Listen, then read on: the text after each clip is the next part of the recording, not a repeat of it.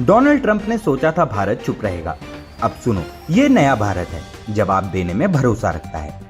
हाल ही में अमेरिका के राष्ट्रपति डोनाल्ड ट्रंप एक बार फिर अपने विवादित बयानों को लेकर सुर्खियों में हैं, लेकिन इस बार उनका निशाना बना भारत।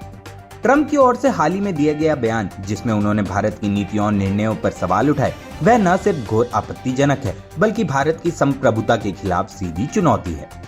क्या ट्रंप भूल गए हैं कि भारत कोई कमजोर राष्ट्र नहीं है जिसे कोई विदेशी नेता उंगली उठाकर हुक्म दे सके।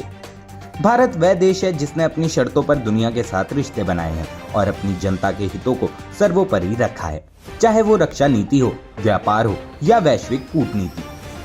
भारत आज वैश्विक मंच पर एक मजबूत और निर्णायक शक्ति है। हम ना तो किसी के दबाव में निर्णय लेते हैं और ना ही किसी की धमकियों से डरते हैं।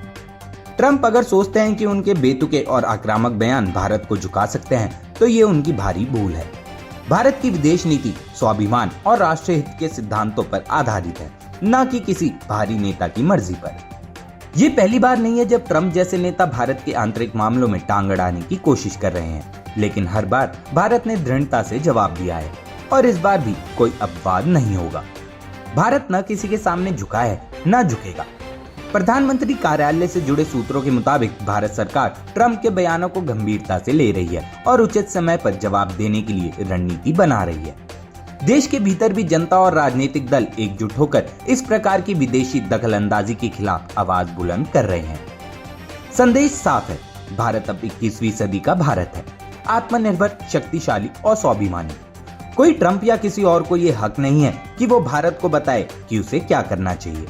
भारत अपने निर्णय खुद लेता है और आगे भी लेता रहेगा।